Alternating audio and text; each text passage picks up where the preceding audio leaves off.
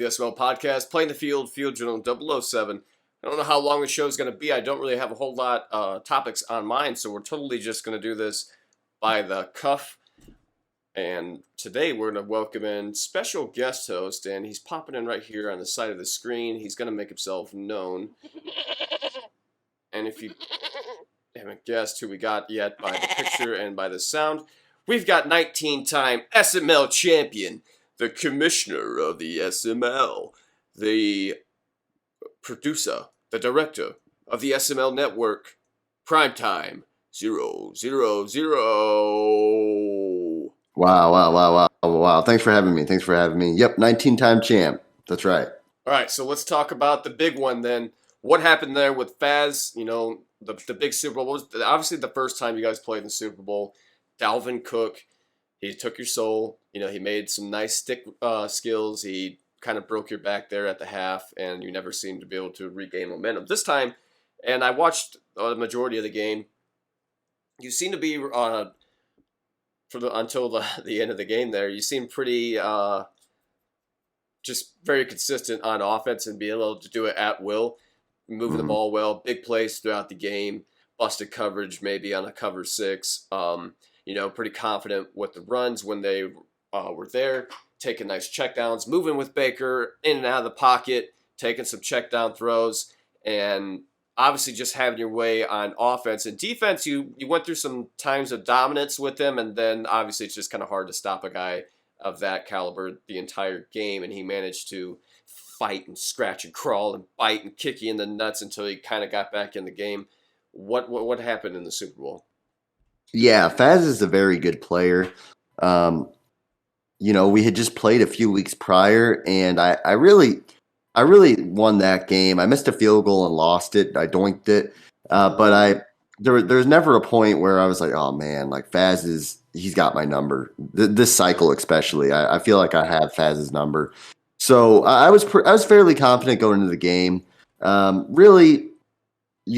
got my lead, and honestly, I had a feeling that Faz was going to throw a few picks. He played just about perfectly against Dan and Pauly, and it's really hard to play perfect 3 games in a row. And he forced some passes. I built a lead. I got a little conservative. If I could do it over again, I wouldn't be as conservative in the second half. But at the end of the day, I had a 21-point lead, and I didn't throw any pick sixes, and I won the game, and I think that's all that matters. Why do you say that you were conservative? Well, what do you mean by that? There was a drive when I was up 2 scores.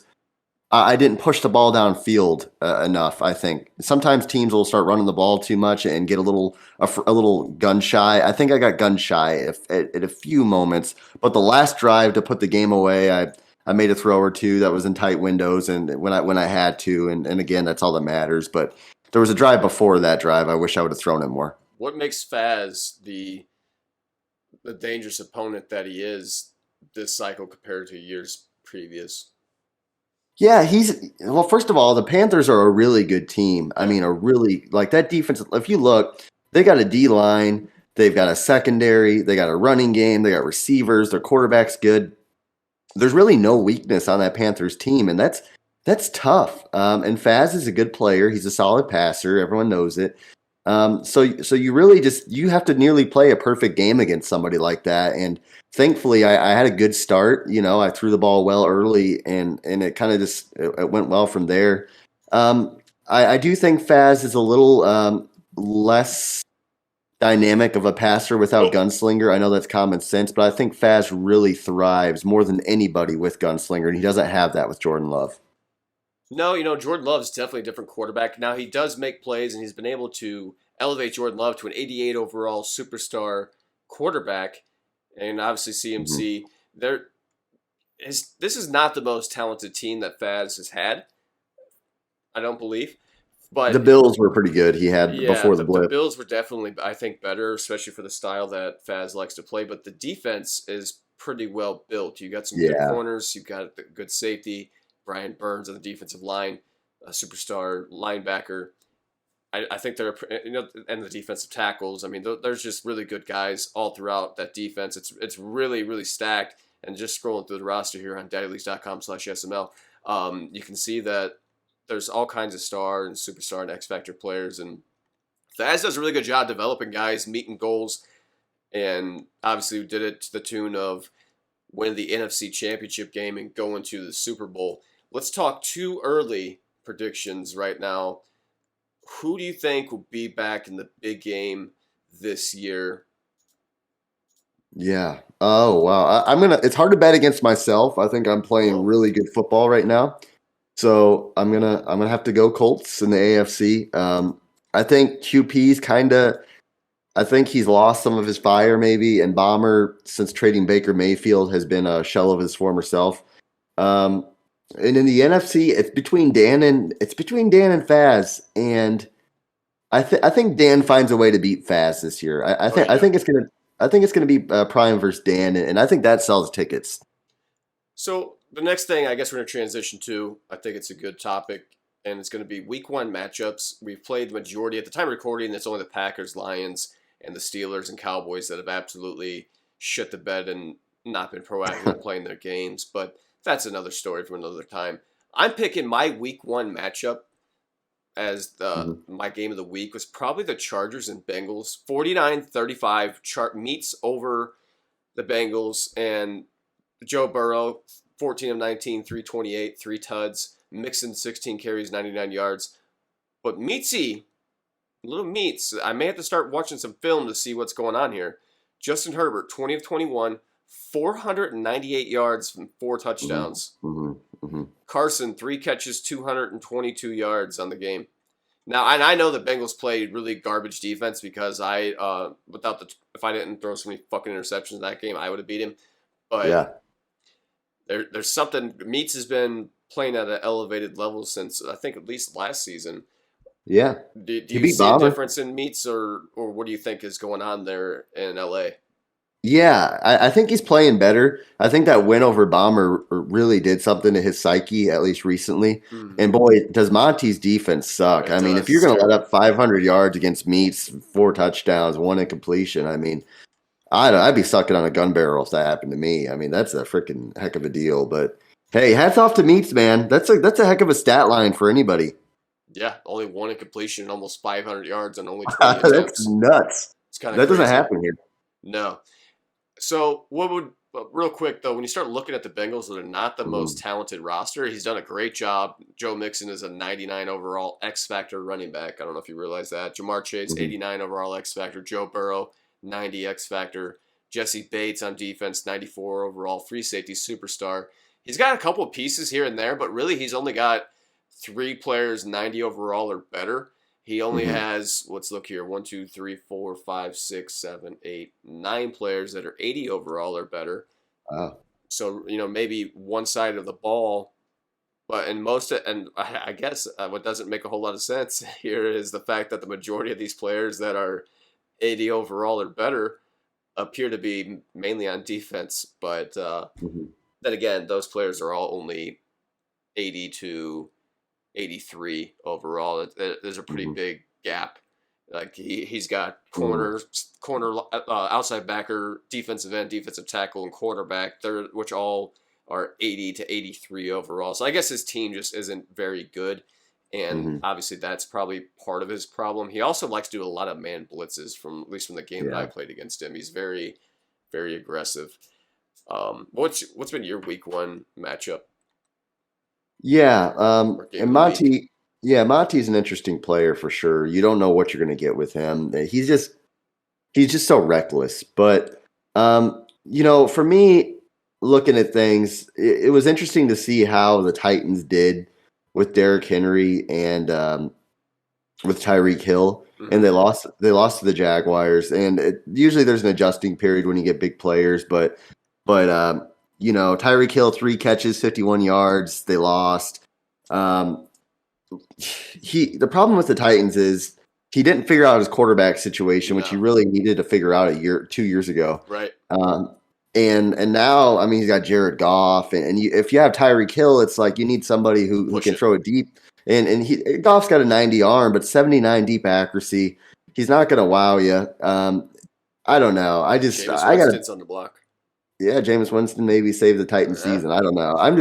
I'm just not impressed. I'm not impressed. There's a few things Novine's done that's well, but when you get smacked by Matt by 14 points after getting Tyreek Hill, that's got to Yeah. hurt you. Yeah, let's talk about this game a little bit. Now that I got it up on the screen, we're talking Jaguars 38, Titans 24. And I don't know if you looked at the stats a whole lot, and this is just the little blurb that they give you. The main things that Daddy Leagues decided to pick out.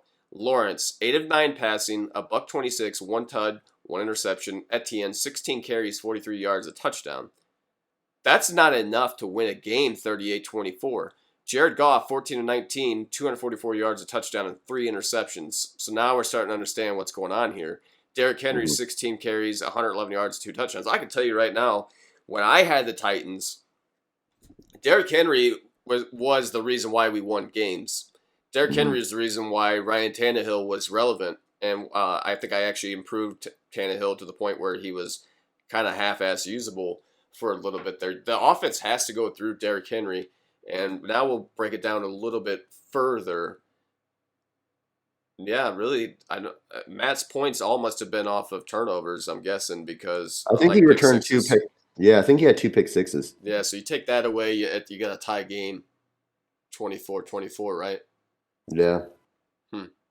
Yeah, I mean, that's nice to see Matt taking out checkdowns the whole game, only 9 passes and 16 carries for Etienne, but only 43 yards. So I have some concerns for Matt, actually, looking at this game, looking at these stats. I think there may be some concerns here for the Jaguars going forward. Trevor Lawrence, 3 carries, 16 yards. I'm not seeing a whole lot that I like here out of the Jaguars offense. We'll see what happens going forward. But I think if you're being, like you said, you've got to figure it out. You don't have an elite quarterback. Jared Goff was they auctioned the farm for Matt Stafford for a reason, and you thought Mhm. going to Goff was the answer. I have a problem with that.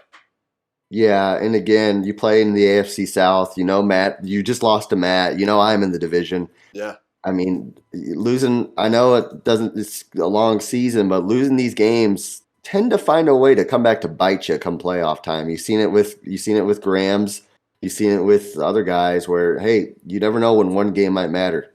yeah. Let's talk about real quick here.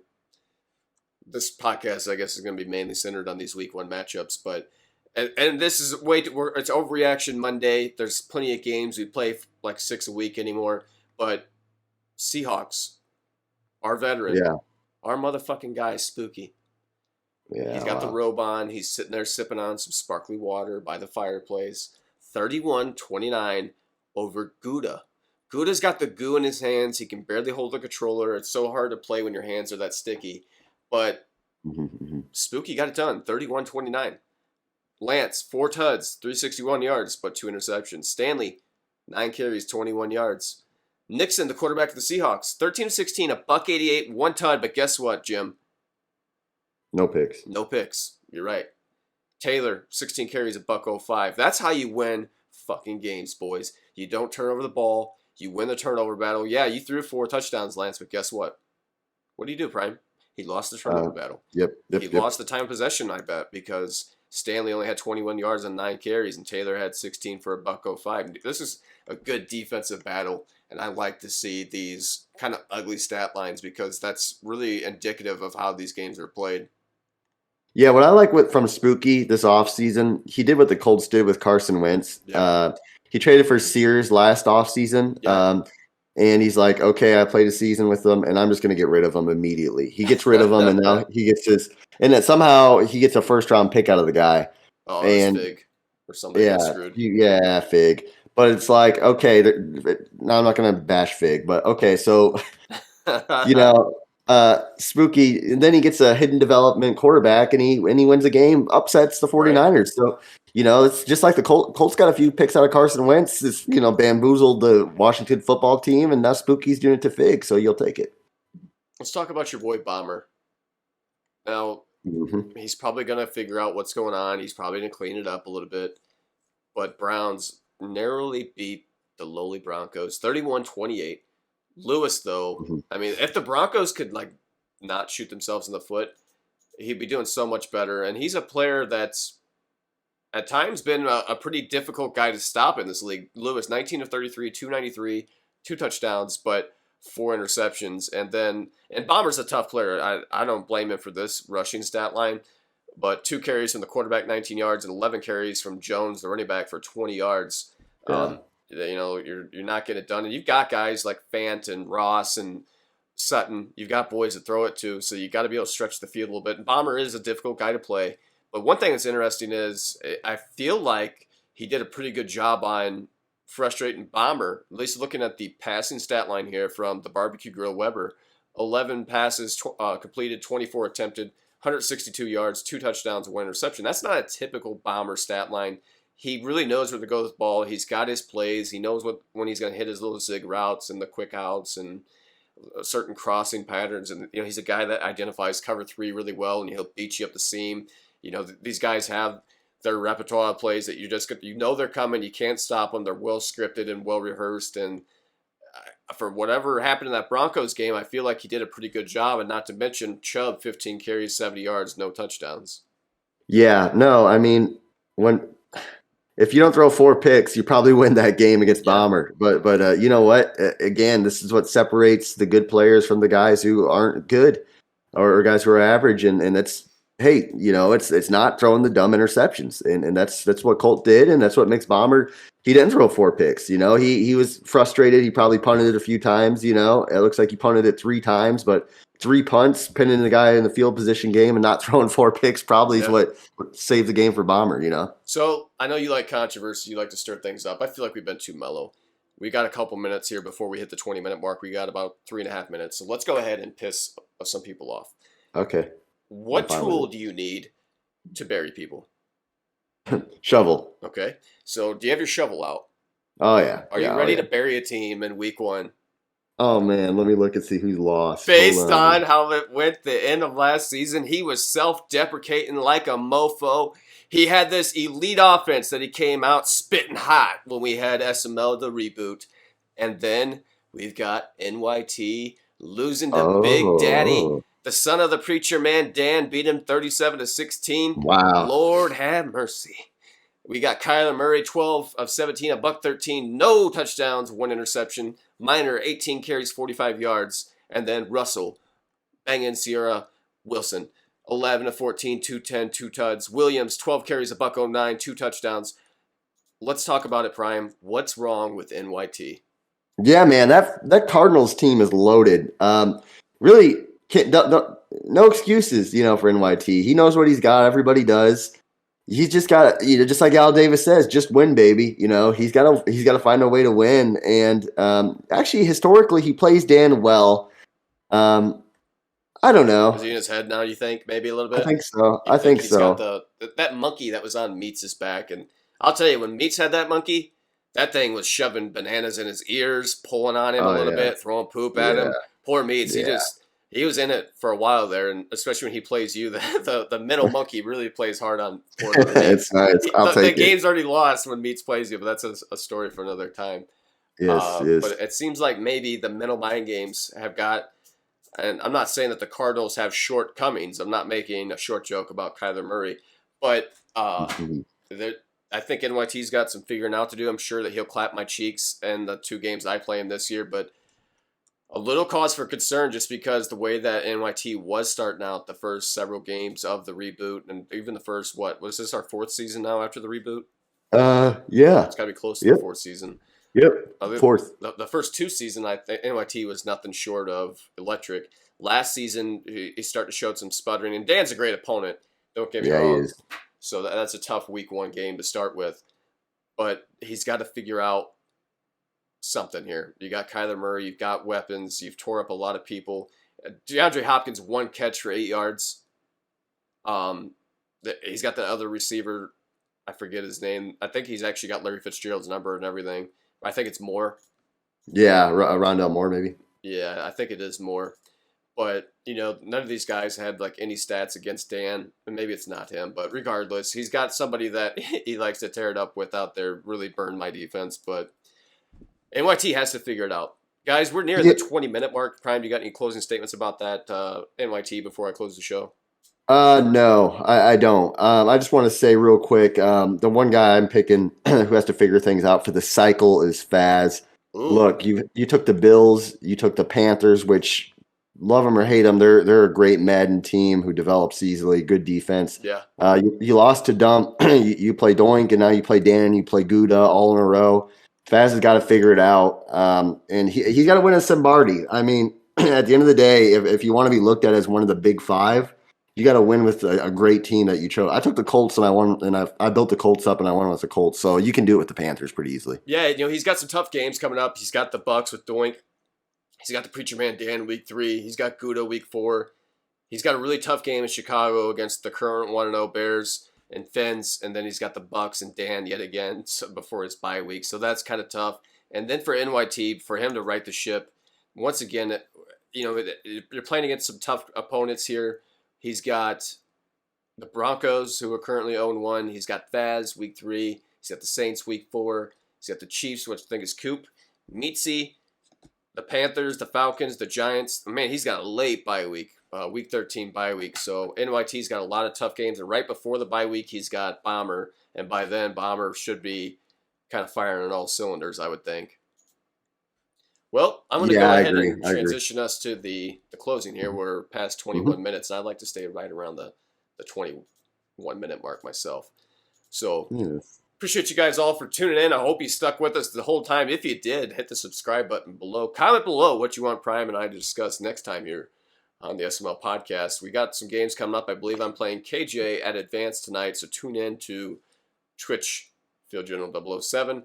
I commentate my games, boys. You need to start giving some type of commentary. At least Doink gave me some audio. Prime gives you some audio. All you got to do is share your mic audio. You can just talk to the controller through the controller speaker. Pretty easy to do. I think it adds a little bit of an element to the game. We got everyone to stream.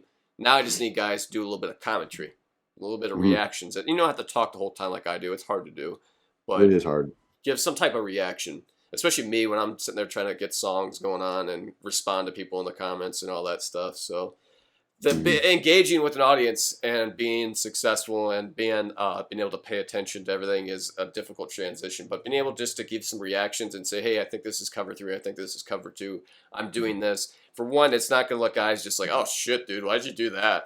You're going to be given instant feedback as to what you're seeing. And then guys are like, yeah, I kind of see that too. Or maybe you just don't know how to read a defense and then I can make fun of you. So definitely encouraging that. Check us out, SidMadLeague.com. DaddyLeaks.com/SML. Make some donations. We've got a lot of overhead here between the trophies and servers and all the websites and all that. So if you haven't made a donation lately, you may want to hit up Pastor Prime and make a donation. Thanks for tuning in. Prime, you got anything to close it out? No, I'm good. I'm out of things to say. All right, guys. Like, subscribe. Take care. Have a great day.